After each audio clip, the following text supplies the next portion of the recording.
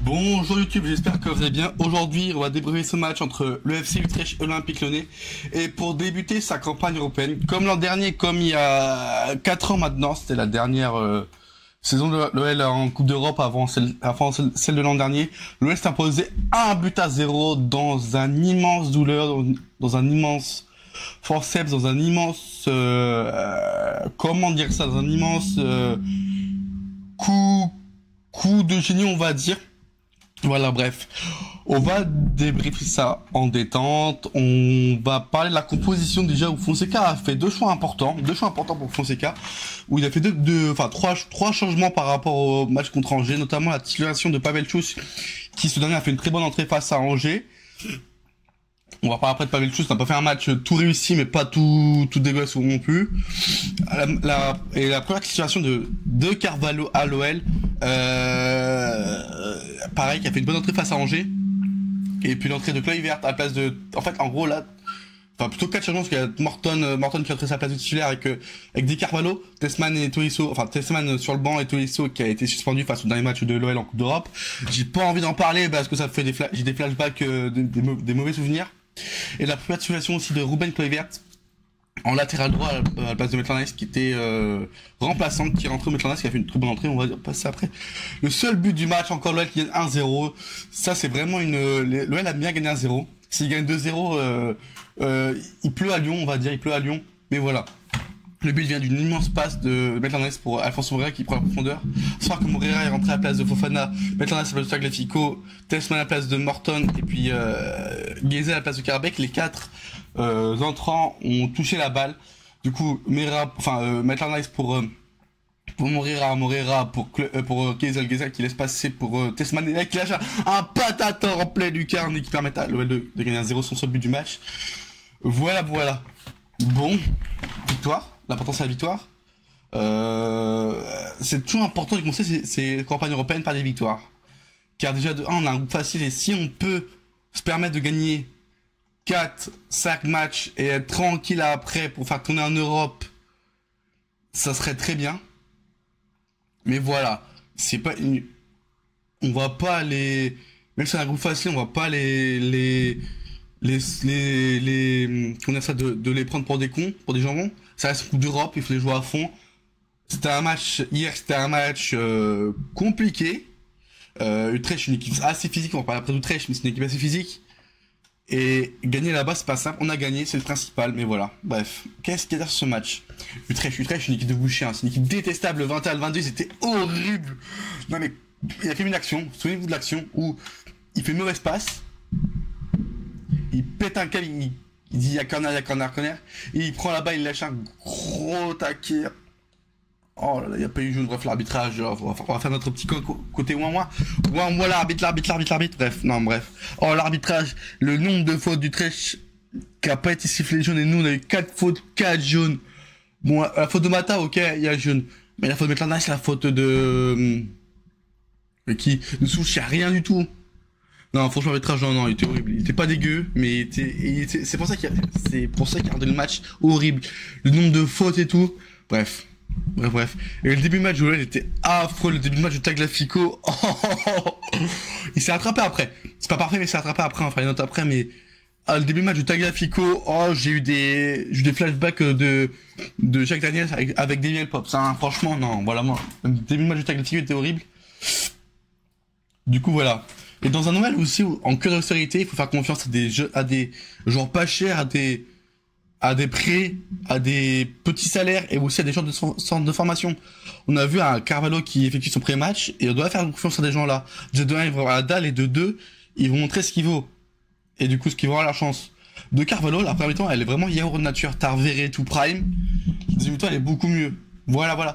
Et c'est ça qui va permettre à l'OL de se maintenir financièrement bien avec des petits salaires, des joueurs de centre de formation.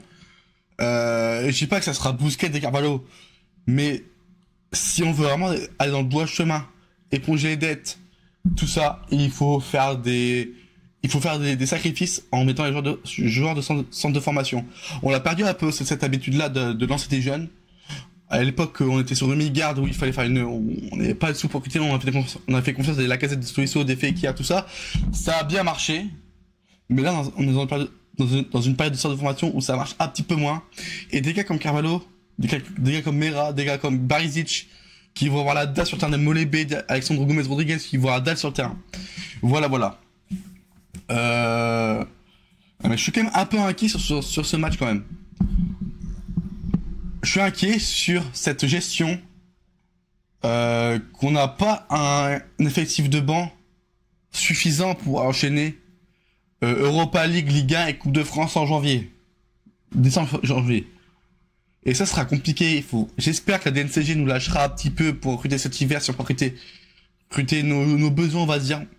Nos besoins, c'est quoi? C'est un buteur. Satriano, il est très gentil.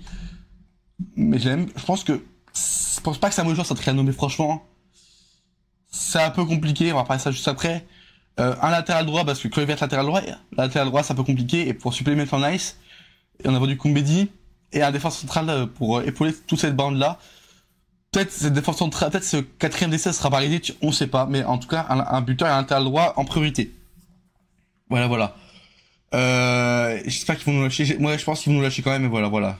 Et c'est important aussi d'avoir un effectif, d'avoir 11 joueurs sur le terrain, et 11 joueurs, et ces doubleurs qui peuvent faire le taf. Je dis pas que ça sera on va remplacer du caviar par du homard, tu vois. Mais si on peut remplacer du caviar je sais pas, du poulet, ce serait bien, tu vois, bref. Ma métaphore est nulle, mais vous avez compris, bref, vous avez compris. Non, voilà. Le match de Satriano, il est bizarre, j'en ai parlé un petit peu quand j'ai parlé de ça. Le match de Satriano, il est bizarre. Il est bizarre, le match de Satriano, car on sent qu'il y a quelque chose avec Satriano. C'est pas un profil qui me fait bander, mais à tout moment, en fait, c'est ça moi, perso, cette année, je ne cracherai pas sur aucune recrue.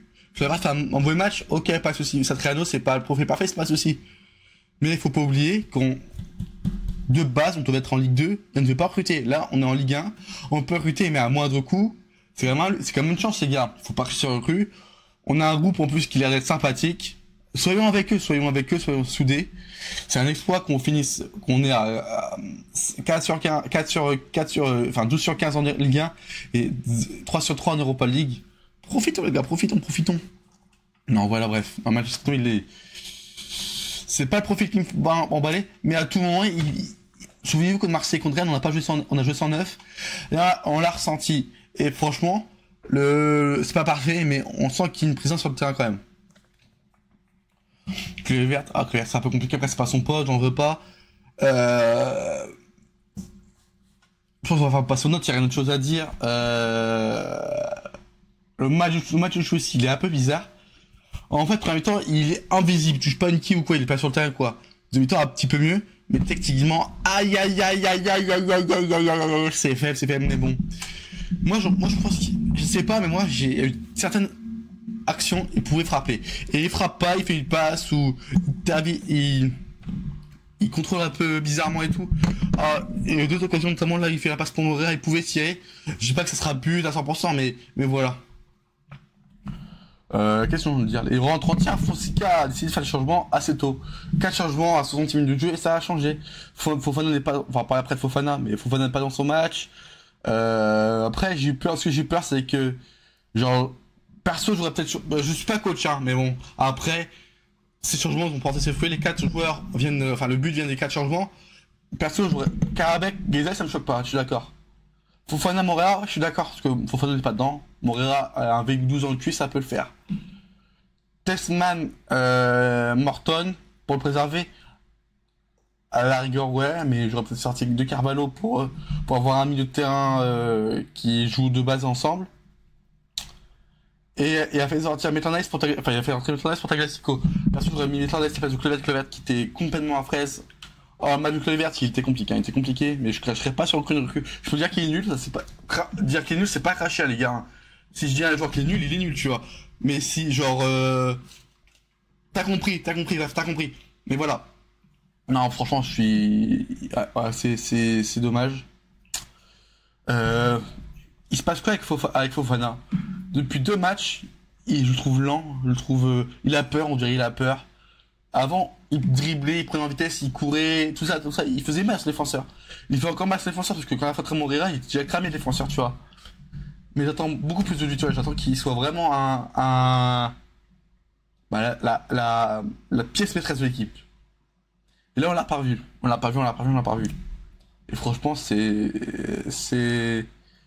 dommage, c'est dommage. Et Moreira, j'aime beaucoup ce joueur qui va vite, qui prend la profondeur. C'est pas CR7 Prime, mais c'est un joueur que tu fais sortir du banc. Tu as vitesse, percussion, il fait des replis défensifs, c'est plutôt intéressant. Pour vous, qu'on Lille, on fait confiance à Fofana encore ou on fait démarrer Moreira? Vous choisissez quoi, vous, les gars? Perso, je continue avec Fofana parce que je pense que Fofana est 2-3 calibres, enfin, 2-3 calibres, 4, 5 calibres au-dessus de Moreira. Mais attention, Fofana, la concurrence, Moreira, il pousse, il pousse, il pousse. Mais si Moreira peut faire des rentrées comme ça, moi, je dis pas non, 2 millions. Voilà, c'est parfait. Voilà, bref. Qu'est-ce qu'il y a à dire sur ce match? Rien à dire, en fait.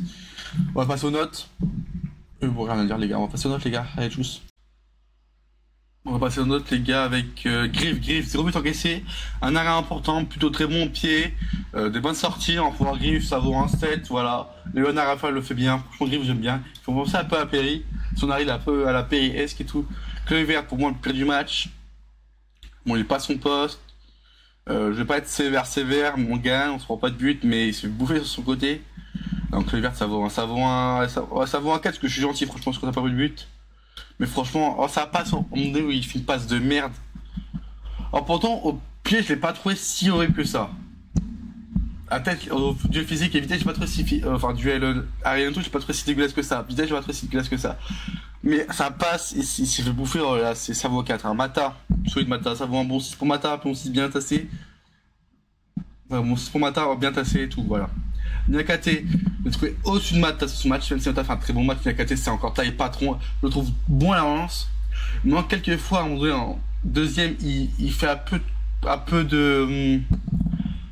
Ça, c'est un petit problème. Il avait un peu ce problème l'année dernière, il avait perdu un peu cette habitude, mais là, il a retrouvé un petit peu cette tendance à prendre son temps à faire la passe.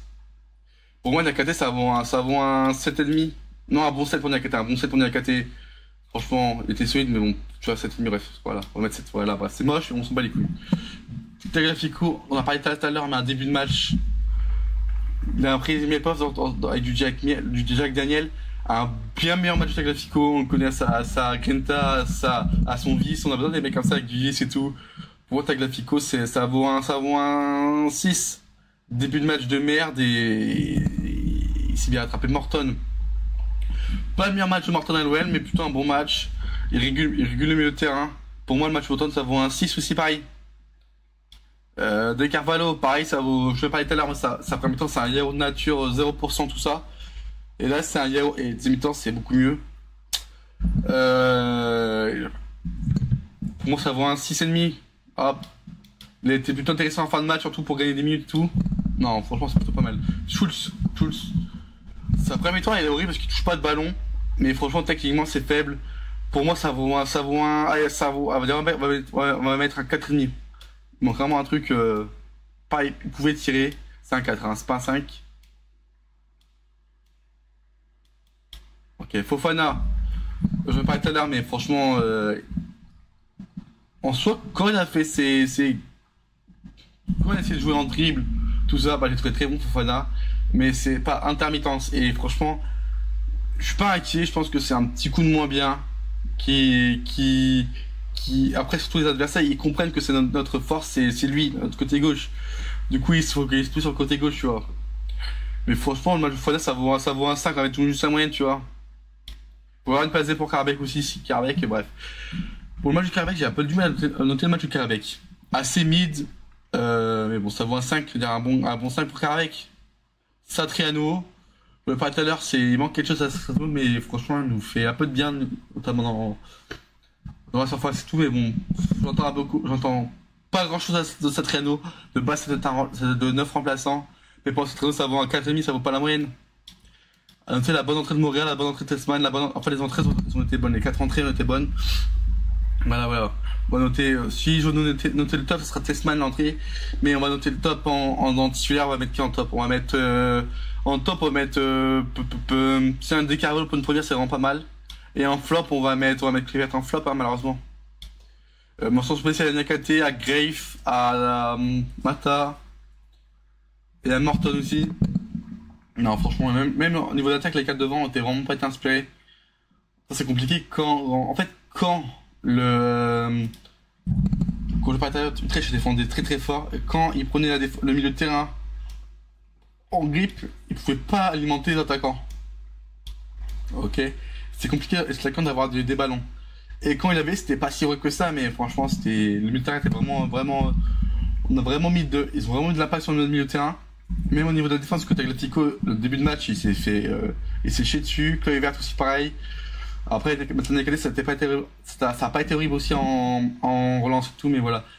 Prochain épisode sera contre Lille dimanche contre le grand Pep Genesio, c'est marrant. Fonseca qui joue contre son ancien club et Genesio pareil. Bon les gars, on se retrouve lundi prochain pour le brief contre Lille, les gars, tchuss et allez l'OL.